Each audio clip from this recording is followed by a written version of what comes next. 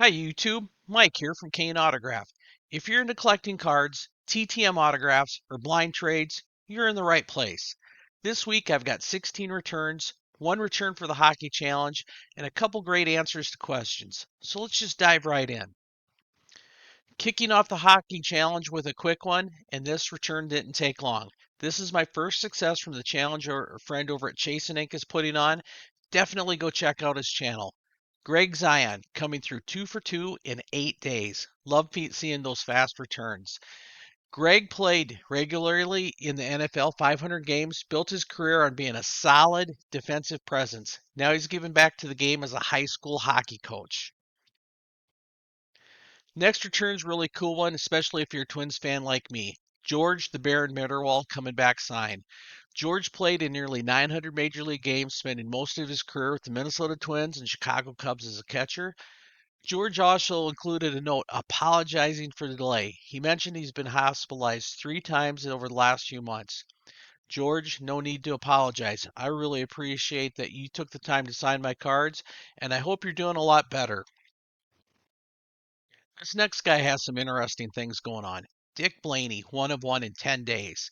And Blaney was a first round draft pick by the Boston Red Sox, later ended up pitching for the Seattle Pilots during their only season in 1969, which is kind of a cool piece of baseball history by itself. He also spent some time with the Cincinnati Reds.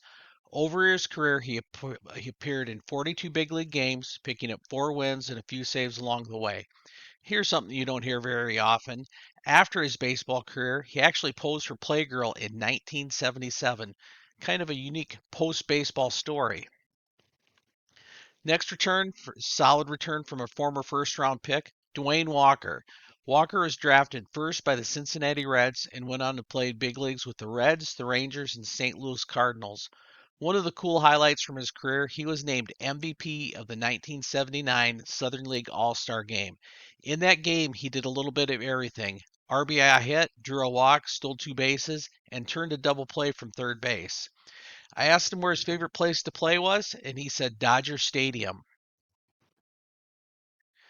Next return, solid one, 2 of 2 in 12 days from Tim Redding, and he had a nice career. He pitched in the majors for several teams, including the Houston Astros, New York Yankees, New York Mets.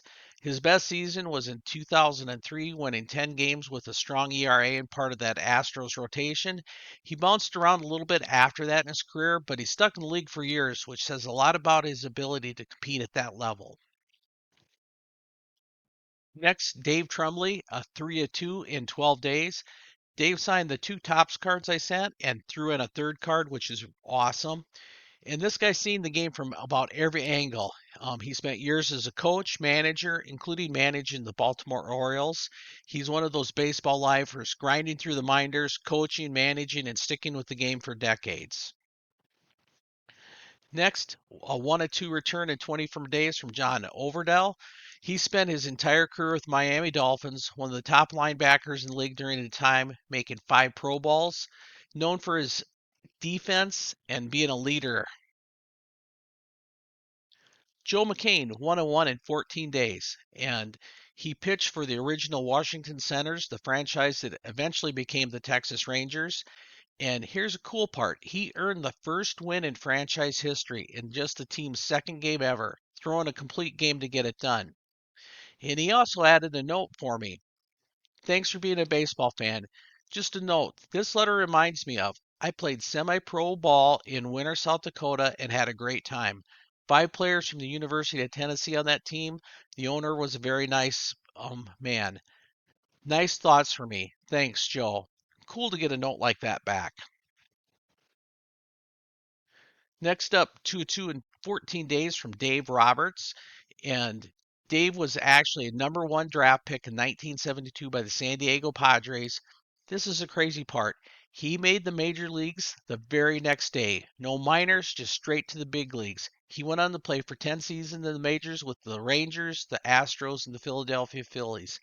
I asked Dave if he felt extra pressure being drafted #1. He replied, yes, very much so.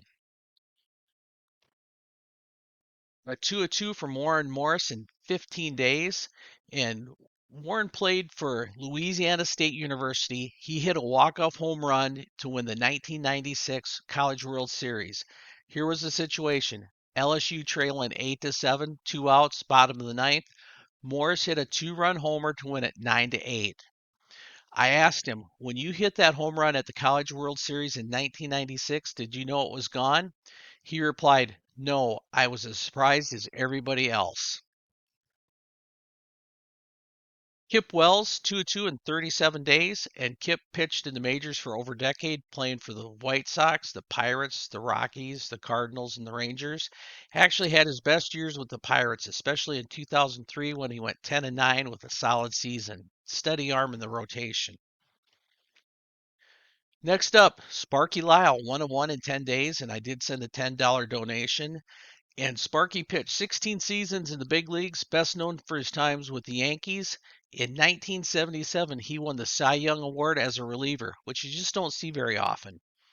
And Lyle was a prankster with the team. He would be doing hot foots. He would do things like sit on birthday cakes.